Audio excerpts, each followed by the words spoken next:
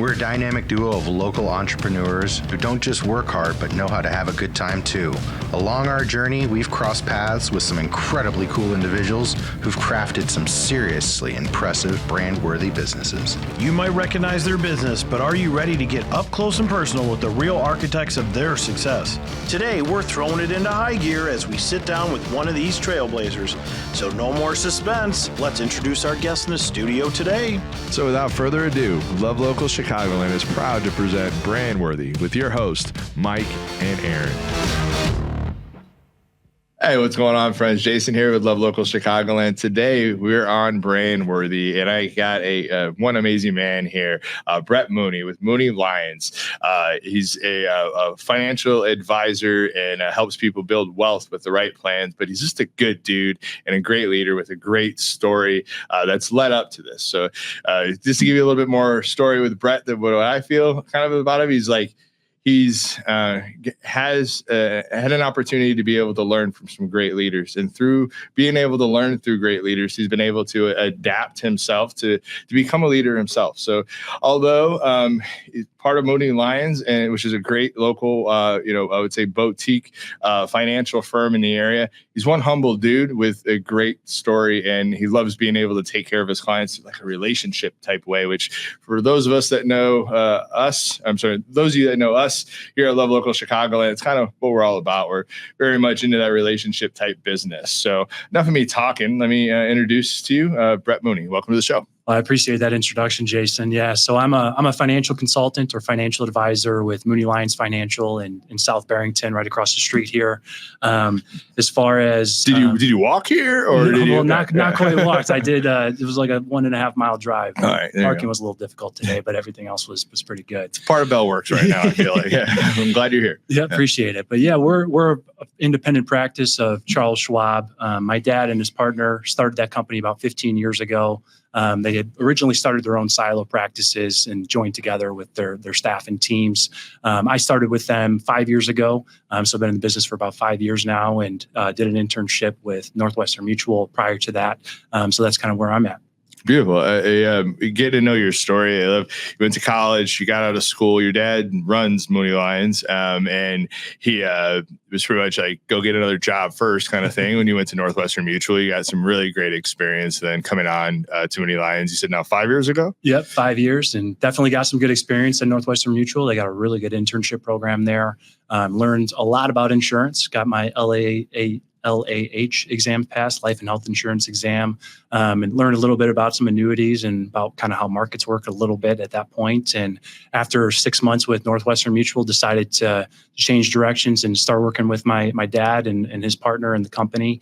After just understanding kind of the difference in the services that I could provide and some of the products and tools that are out there that just are limited at any one company. So having that independent arm was really important for me. Yeah, you definitely could see that too, and it's good to see outside of things too, especially if your dad's part owner and running it. Like, it's good to see something else, Yeah. Hey, here's what the corporate world looks like. See if you'd enjoy that and compare it to what we're doing, and you can see the diffenses. He knew what he was doing. He definitely knew what he was doing. Yeah, it's funny how dads have that way of being able to do that. So. Yeah. I love your story. For one, it's not all the time do you see somebody that's that their dad runs a company or somebody in their family runs a company, and then you get this person that is truly like humble and just real and honest, and not that all of them are bad by any means that do that, but there's definitely a stigma out there of like, oh, my dad runs a company, there's a chip on my shoulder. There's none of that with you. Getting to know you, over the last few months. Not just through the podcast piece, like, you're just a genuine dude that just your goal is to master, being a really good financial consultant and being to me, like a really good partner and friend along that journey as well, has really kind of developed your style. So I just give you credit to that, because that's not the norm, in my opinion. That's not the norm to see somebody that just is really balanced, man. And especially at your age, of just, your parents, did you right, man. I think as a dad myself, I'm probably 15 years older than you.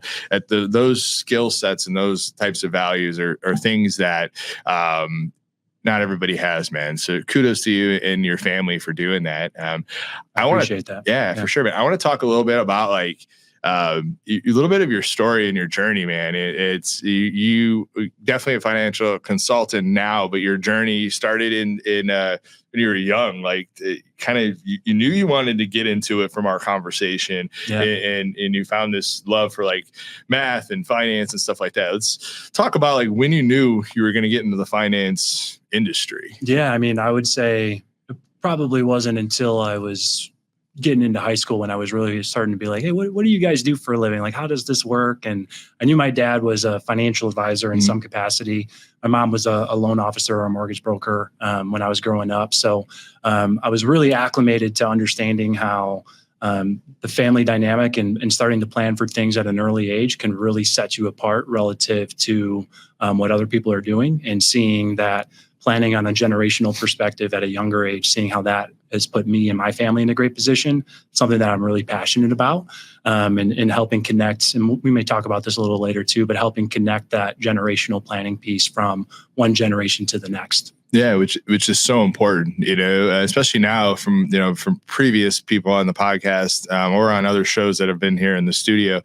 There's a big transfer of wealth happening that hasn't happened in the past. So the importance of doing that right, so where you're not losing money or being money taken off the table because you didn't do your taxes right or didn't have the right plan or guide in place, is crucial as you go forward, because the last generation built some wealth for many of us, but what are we doing to curate that and to steward that so that we could go into the future and not only the generation that we're in, but even our future generations? How can we steward that wealth building piece, but also still do some good in the world? Yeah, I mean, to your point, I mean, we have a lot to say, a lot to thank the baby boomer generation for, right? I mean, that generation was massively successful, and to your point, there's $37 trillion in retirement assets right now. Wow. It's a lot of taxes to be paid over the next 30, 40 years across these people's lifetimes. And that's a lot of money to be inherited by the next generation or their beneficiaries. And there's a lot to go into that and a lot to plan for. And we'll touch base on that later, but a plan is crucial, and having a plan, because there's pieces of the puzzle. If you don't have fit, you could either screw one of your kids or screw is maybe the wrong word, but you could put them in a not great place because maybe they're in a different tax bracket or whatever. So having a good plan, a guide in place is super, super important. And we'll touch base on that a little bit later, but I would love to stay here within your story today. So you knew coming in high school, I'm guessing you played sports in high school, right? I did. Football too in high school? Football, track in high school. Cool. Did baseball and basketball freshman, sophomore year. I regret not playing those later on, but football and track in high school. Yeah. It's funny. I have some of those regrets too for baseball and me, but I couldn't play because I went out to Las Vegas and the kids were just too good for me being a Midwestern kid because they played all year long. So I couldn't play, but football I played. But anyway, you went through school. We went here locally. And what high school was it? I went to Jacobs High School in Algonquin, Illinois. So I grew up in West Dundee, where my parents live. I now live in Crystal Lake. Awesome. So went to Jacobs High School in Algonquin, and then played football, quarterback, and then went on to college and played college. So talk to me a little bit about your college experience and what you took away from there. Sure. Yeah, I had a really successful kind of high school football career, and got a scholarship to play at Colgate University for 2 years. Played there for 2 years, and amongst a lot of different areas, I decided to transfer. Long story short, I wasn't starting at that point in time. Started as a freshman, didn't start as a sophomore. Transferred to Ferris State, which is a Division II school in Michigan. Ended up never starting at Ferris State either. I was a backup quarterback there as well. But world works in funny ways. I met my wife at Ferris, and I would never regret making that decision on going over there, and made some great experiences there. Well, to give you some good credit for your wife, we'll give you that as a clip to make sure you're good to go.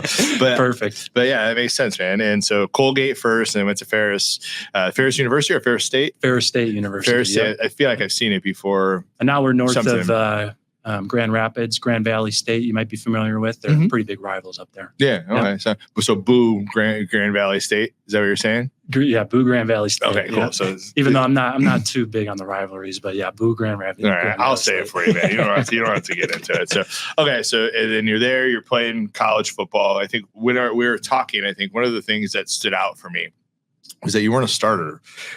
You were a backup quarterback, but yet you were made captain by your team. Yep. Talk to me about a little bit about that and that philosophy for you. Yeah. When you come into to be a backup quarterback. I'm gonna go back to what I originally said. Good values, good morals. To be a backup quarterback, but still be looked at as a leader. It's a special type of human that gets put in those types of roles. So tell me about that. Yeah, I mean, to your point, I mean, I thought I knew what leadership was when I was in high school, when I was usually one of the better players on the field, and people would listen to what you had to say, but it could have been for other reasons other than the fact that you were a good person or a good leader. It wasn't until I got to college when I really understood what being a good leader meant. And I think being the captain of the team my senior year as the backup quarterback was kind of a commitment to that. And just understanding that you can do things to benefit something that's bigger than yourself.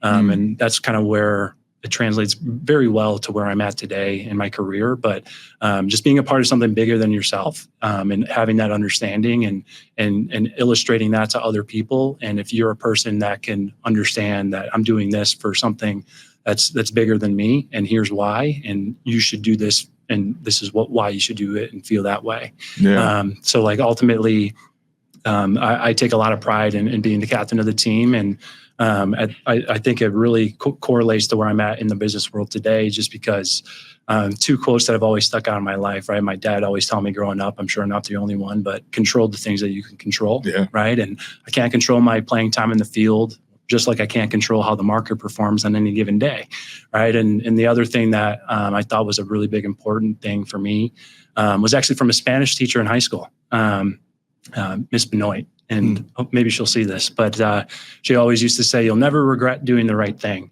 And that doesn't mean right or wrong on a decision. I mean morally, right? And if you're tied between two scenarios, right, you'll never regret making the right decision from a moral standpoint, whatever the repercussions of that look like, you won't regret making that decision. And that correlates to my everyday work ethic in the weight room and my everyday analysis of how markets are performing and how we should make adjustments, right? So those two rules for me helped me get through my college football career and helped me become a leader. And where I'm at today in my business, those two rules, I think, translate across every walk of life. So to me, it's like almost secret to life was within that. The beauty could come from just going about those traits. I think about, doing to others as you would want done to you within that. And, here for Love Local, like it's not about each of us individually. It's more about the collective thing that we're going after and the community we're looking to build a better tomorrow. But that didn't always come to me either. So I think coming to you at an early stage in life, I think I look at like, and my questions would go to like, where did that leadership come from? I know like I got leadership traits, but I had to like get punched in the teeth before I got leadership traits. And they're maybe a little bit later. You got to go through some ups and downs to really be a true leader, in my opinion. You can be a leader and only see the upside, but you don't have a full understanding of where other people are coming from until you've gone through it. Right. Which is key, right? Understanding others' perspectives and understand their stories. And then within that, kind of to what you said, you worry about what you can control within that. But at the end of the day, if you understand somebody's perspective or understand somebody's story, you can help them be their best versions of themselves by just genuinely letting them do that. We can't control our playing time on the field, but we can control being in the weight room 5 minutes early and staying 5 minutes late. Yeah. Right? We can control those things and put us in the right position so that the things we can't control maybe change for our behalf. And we have to be satisfied with that. Yeah. Otherwise you're never going to be happy. Amen, man. Yep.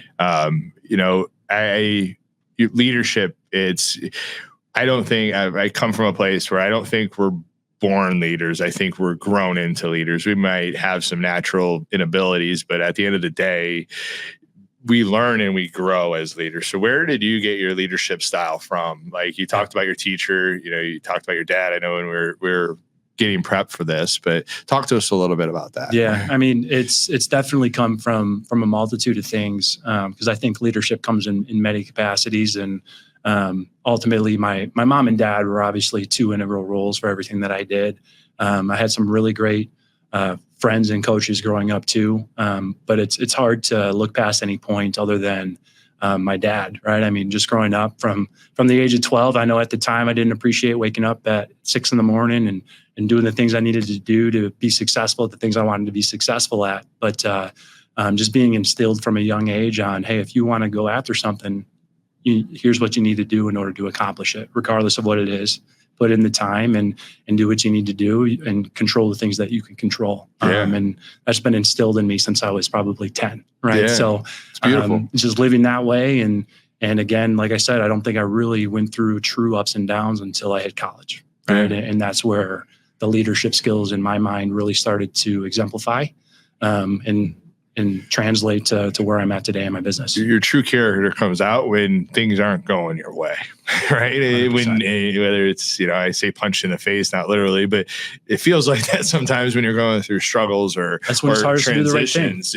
It's the hardest to do the right thing. Yep. So, but through that, beauty could come. So, beautiful. Thanks for sharing that part of your journey. I think I hear those stories and like my kid's 8 now, and I'm like, I see him like trying to give these life lessons to him now, and I'm like, okay, don't be over the top, but also these are really good value sets. Like if I had some of these value sets when I was earlier, I'm like, how would I be now? So like I go back to stewardship, which we'll talk more about later with financial stuff, but stewardships of leadership of like, your dad learned these things. These are good traits. If you implement this, worry about the things that you can control. If you're the first person in the weight room and you're putting in that work, you'll succeed. And it might not be easy and you might get knocked down, but you will succeed if you just focus in on these things at the end of the day. I think that shows true test of character. And it also, to me, it gives me hope for like the dads that are out there. Like, let's teach our next generation of kids that like we could do anything we want. Because even since your dad was, raising you as a young age to now, like the world's changed so much.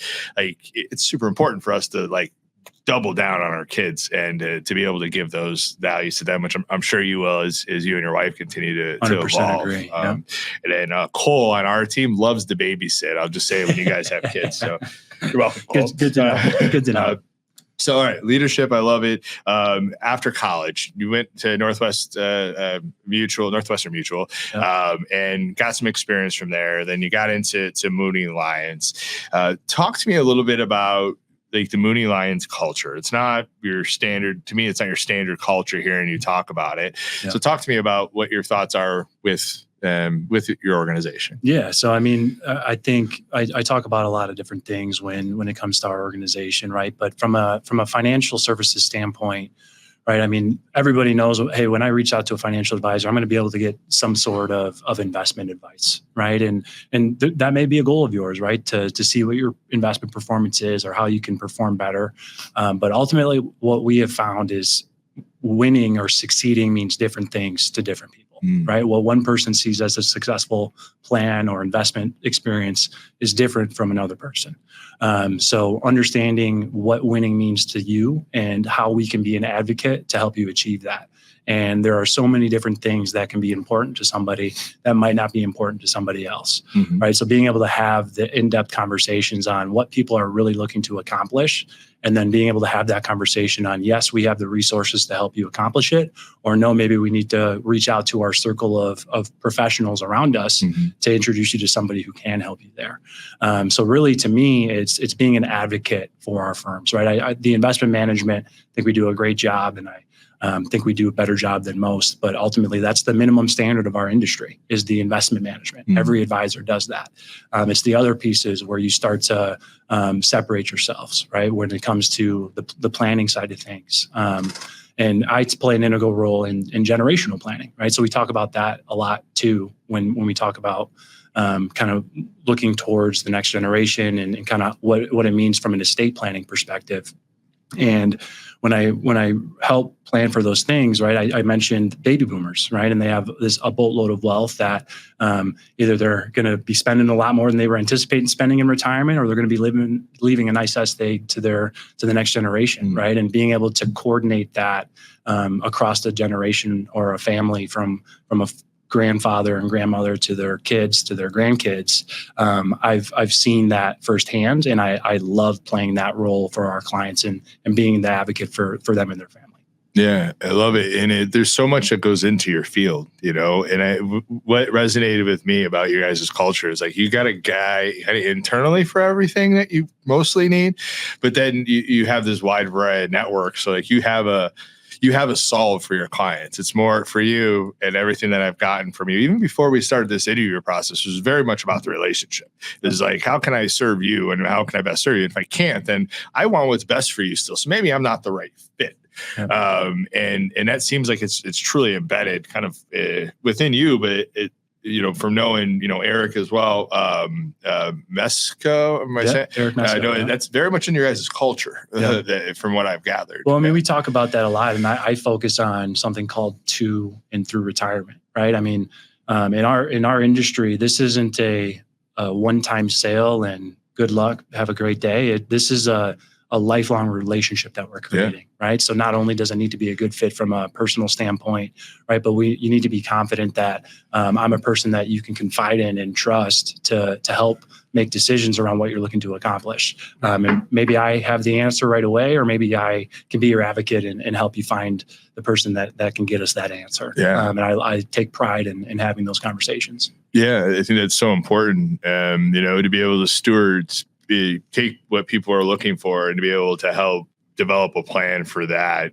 instead of just putting it, I look at some of these, let's say cookie cutter brokerages. It's more like they're going to put you into their program, into their plan, and those types of things where I feel like you guys like, okay, this is the macro of this person and their and what they have to work with and what they've built.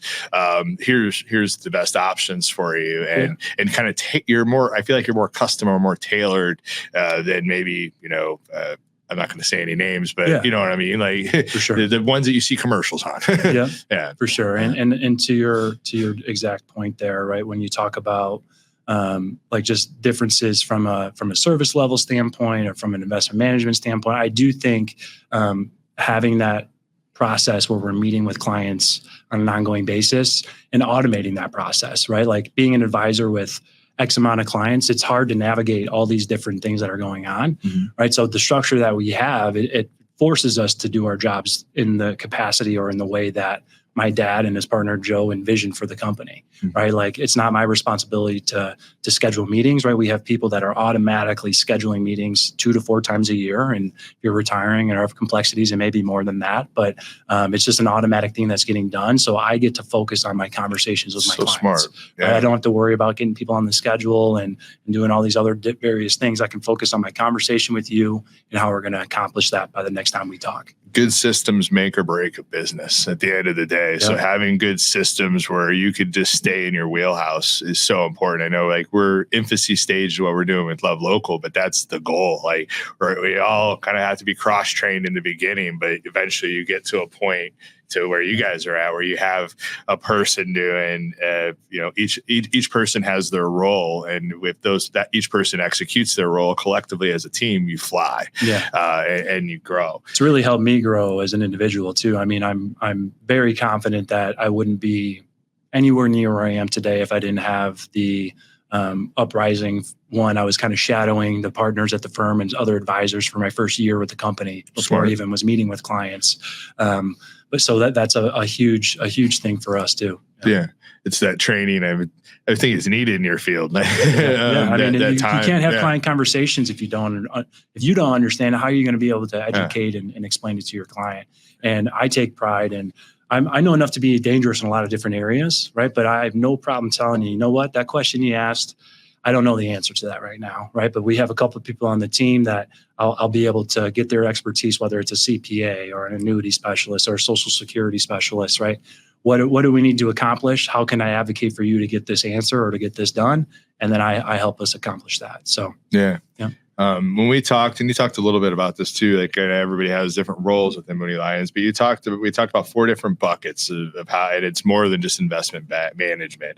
So you talked about investment management, tax planning, insurance planning, estate planning. Yeah. You know, a little bit more on like a macro aspect of what that office looks like and how you serve clients. Yeah. So I would say like, for tax planning, for example, right? And obviously all these different buckets, there's a lot of different areas that you can plan for. I mean, really, we talk about 3 major phases, right? You got the accumulation phase, the pre-retirement phase, and the post-retirement phase. taxes means tax strategy and planning is different for those three phases, right? So like there might be a business owner who doesn't have a retirement plan, right? There's 10 different retirement plan options out there. Which one's the best for you, and how can we help you limit your tax liability?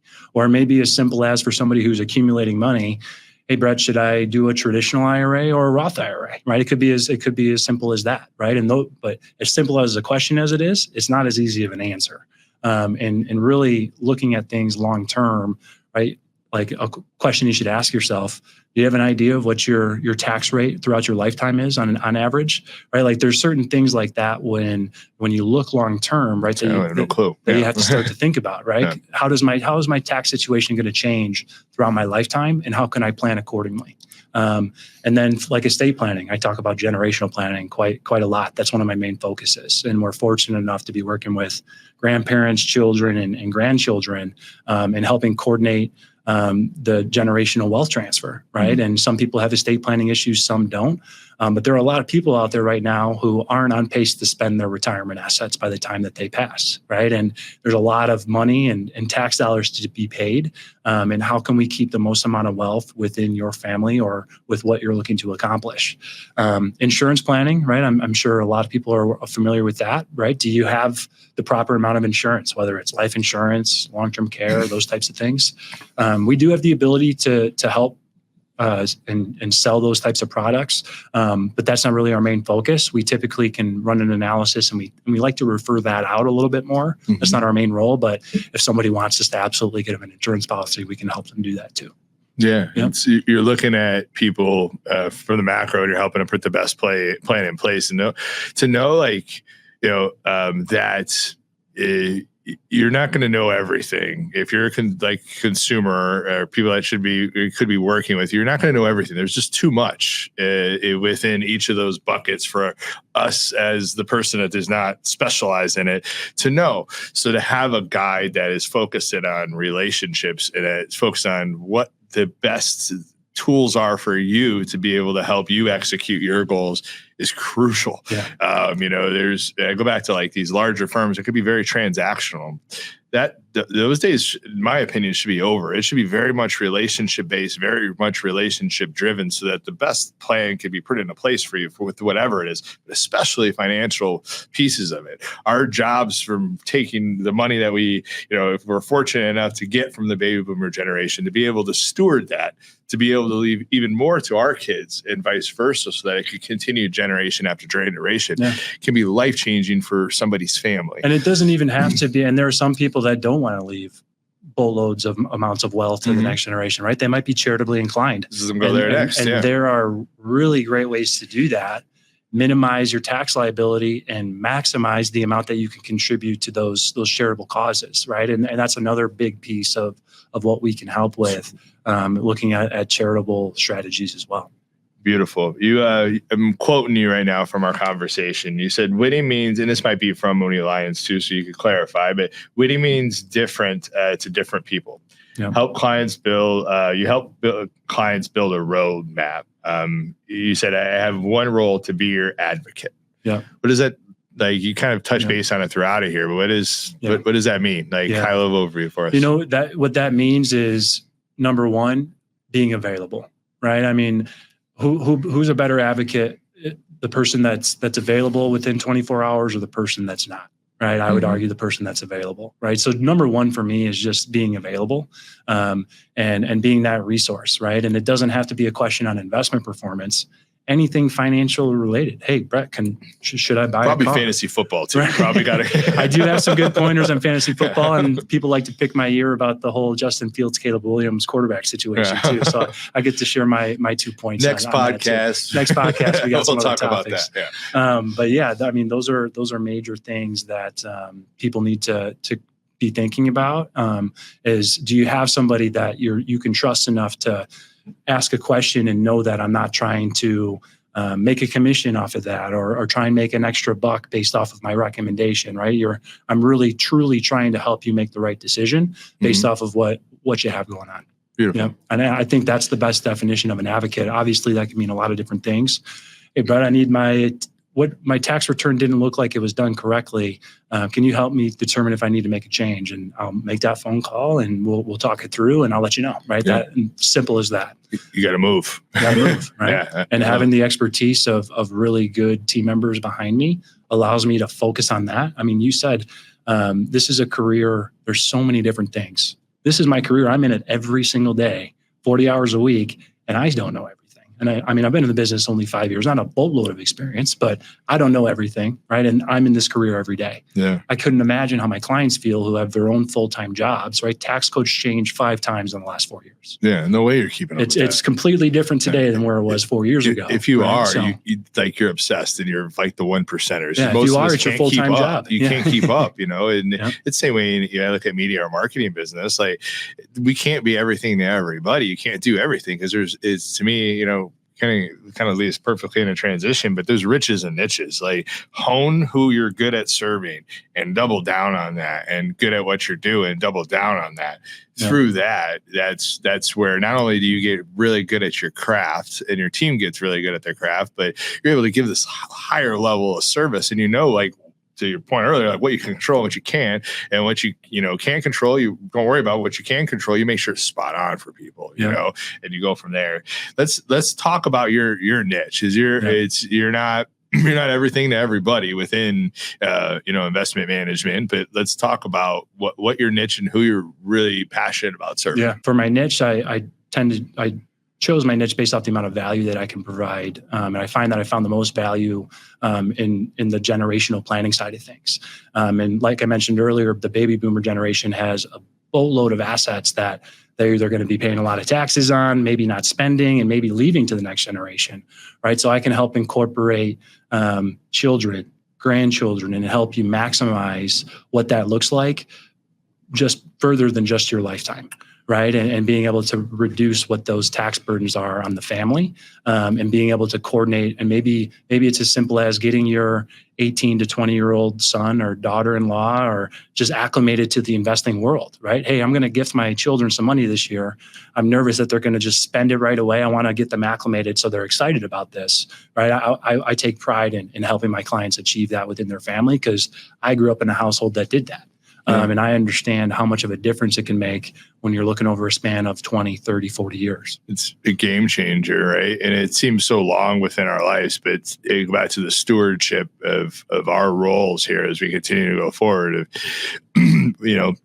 There's a lot of old people right now and there's a lot of wealth being transferred. How are we doing that so that we could set up a better tomorrow? Yep. By having that money orchestrated right so that us as this next generation could use that to continue to build things and to have it compound could set us up for generations within our families, which we really, maybe 2 people ago we've worried about that, but that's really it. Yep. It's newer in within our society. So I think that's super important. And I think with the working with baby boomers in that generation, like there's just so much need. I was reading a book called 2030 and it was like painting a picture of what the world's going to look like in 2030. And there's a lot of hypotheticals in there, but one thing that's for sure kind of balancing to your point is there's a lot of old people that are retiring. So our not only financial systems need love, our healthcare systems need love, et cetera, to be able to help this generation. But for financial piece, to get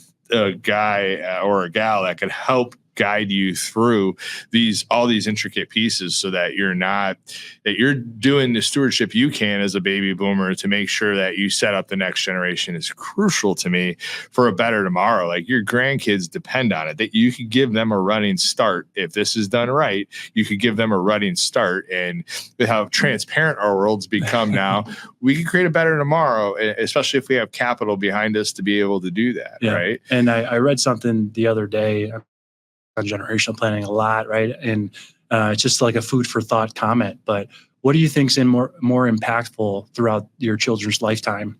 Would you think it's a $50,000 gift for a down payment on a home at 25 or a $500,000 inheritance at 65? Right? I'd argue that $50,000 help on that down payment was a lot more impactful than maybe 500,000 when they're 65 and have accumulated all of their assets already. Yeah. Right. So those are conversations that are just thought provoking. Yeah. Right. And those are the conversations I love to have with a family. And sometimes I'll have a family meeting and everyone will be sitting down and we'll be talking through this together. And I'll say that, and like, what would be more impactful for you, son or daughter of XYZ client? And it's, you know what, I mean, if I could purchase this house, I make enough money, I'm saving in my 401k, I'm going to be able to retire by the time I want to, but I really want to get in a house right now. Right. And maybe the parents are in a position, they can't gift them 500,000 at that point in time, like they maybe would when they were 90, when they're close to their longevity. Right. But that $25,000 or $50,000 gift now may be that much more impactful to their family. Yeah, it's so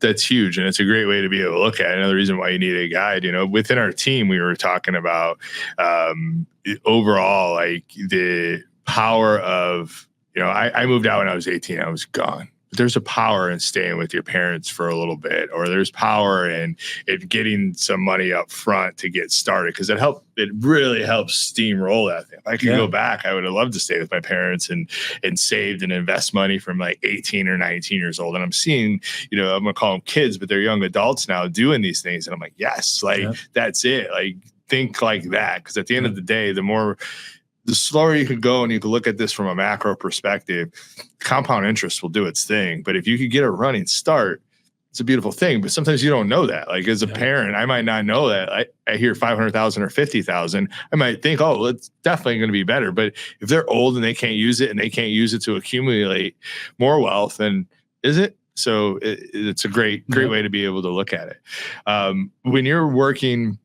with baby boomers, people, who are you, like, are they leaving their last financial advisor, or are they just starting? Like, what does that look like? Yeah. I mean, overall? I'd say the majority of our relationships have come from other financial advisors.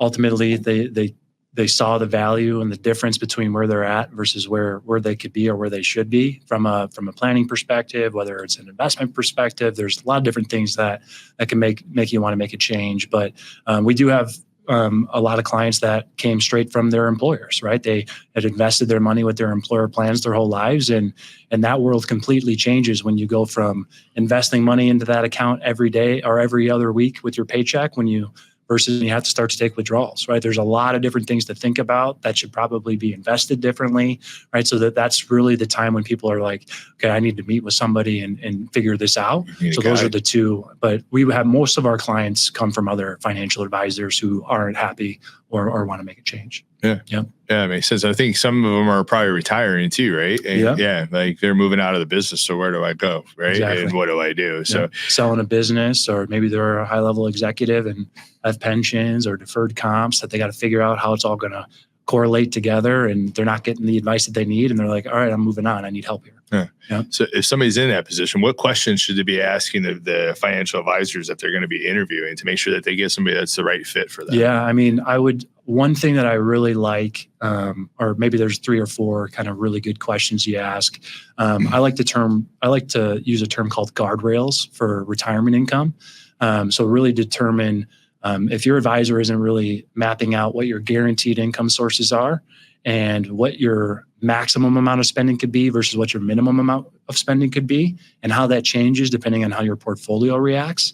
That's a really good tool to get an idea of, no matter what kind of market environment I'm in, this is the minimum amount of money I can get monthly or annually, and here's the maximum, and finding that proper range for you. The second thing I already kind of mentioned previously, do you have an idea of what your tax rate is, or what your tax rate is over your lifetime? Are there opportunities where your tax rates go down? And are there opportunities for you to maximize those years and reduce your lifetime tax liability? If you're not having those conversations, you probably should be, right? Yeah. And that's something that I would definitely be touching base with your advisor on.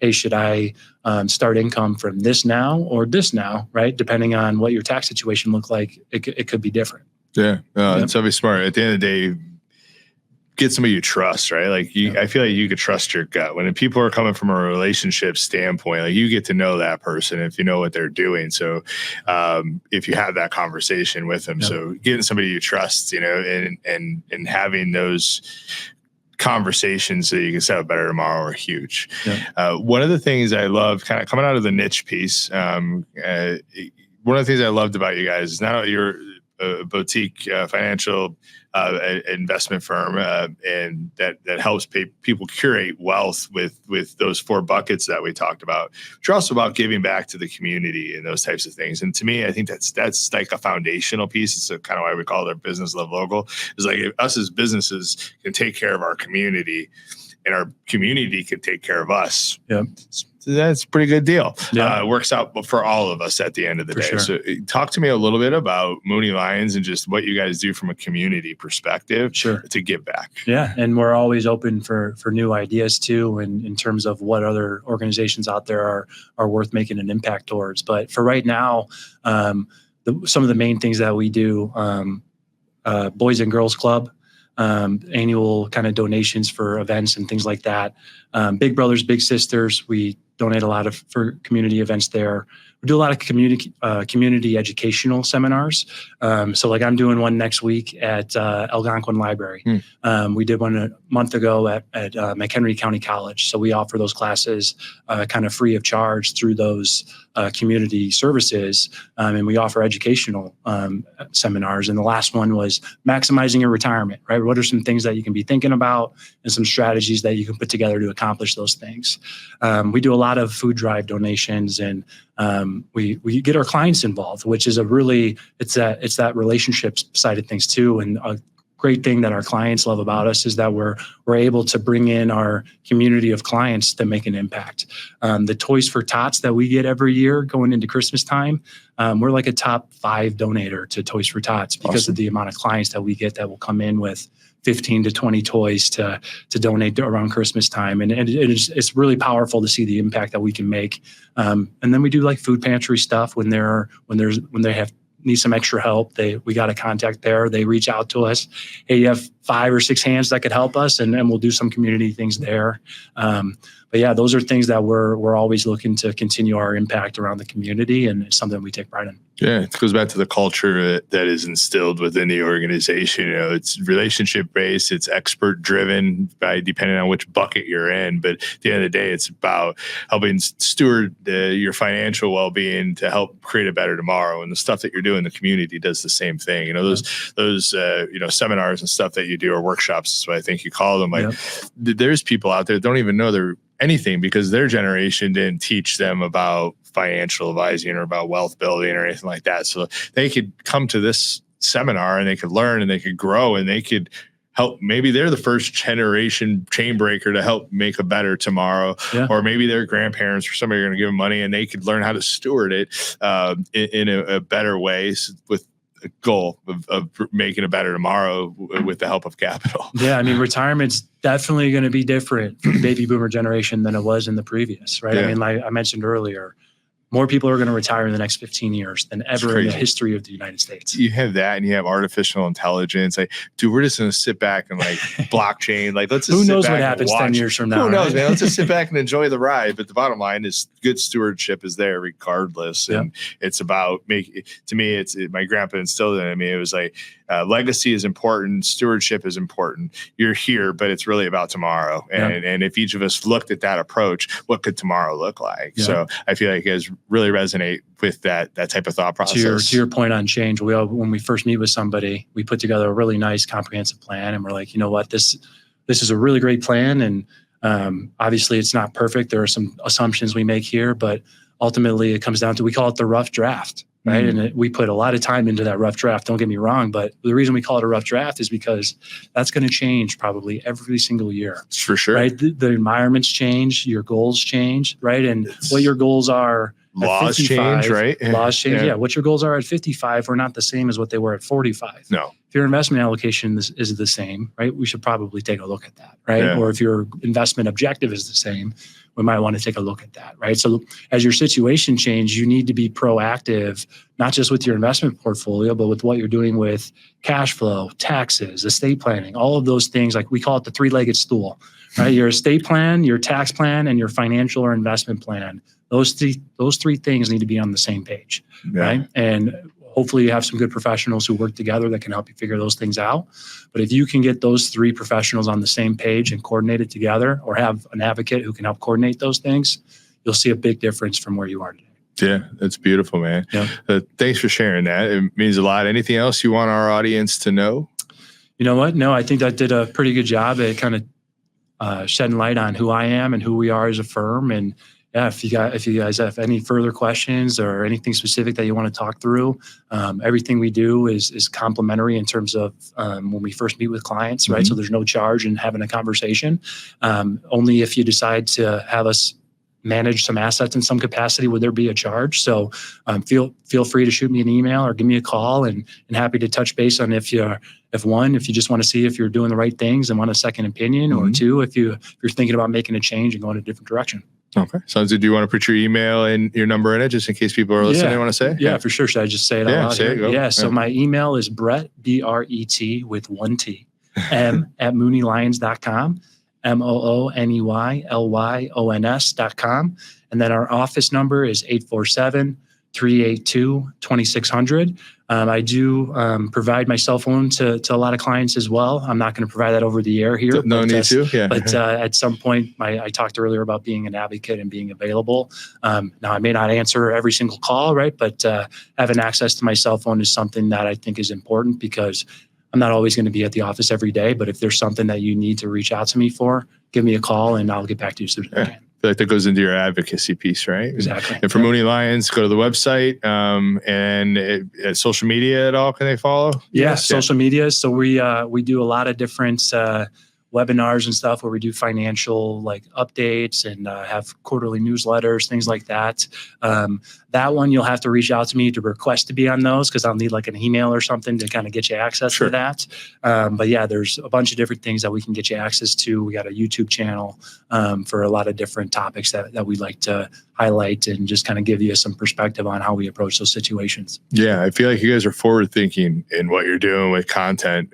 From watching you guys as a content curator and as a businessman, and not every financial firm is going there yet, but you guys are pretty transparent, pretty out there. Many financial firms, and I don't mean this disrespectfully, or almost I feel like afraid to talk a little bit, and you guys are just real upfront and transparent with everything that you do, which to me as a consumer is respected very much so. And you're meeting the consumer where they're at by making this type of content. You're going back to one of my golden rules, right? Control the things that you can control, right? And clients know that I can't control how that one investment performs based off of what happened with geopolitics, right? But I picked up the phone and we talked through it, right? Yeah. This is why we own this. This is why we still want to own it, or this is why we want to make a change, right? We're not cowering away or hiding during market volatility.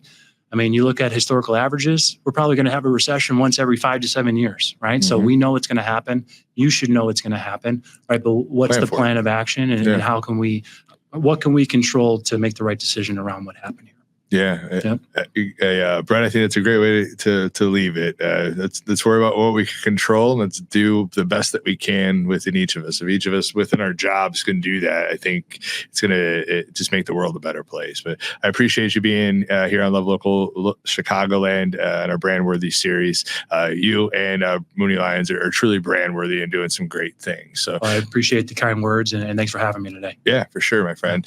My friends, another episode of Brand Worthy here on Love Local Chicagoland. My friends, we're about connecting and humanizing our local communities and our businesses and our nonprofits through that. You heard me talk about it in between. It's about creating a better tomorrow. If we could learn from each other, if we could grow from each other, if we could be connected with local professionals that are really good at their craft, and we could learn from that and grow from that, what does the world look like tomorrow as we go through whatever the heck we're going through right now? So anyway, follow, subscribe, keep following us here on Love Local Chicagoland. We're just getting started. Peace out.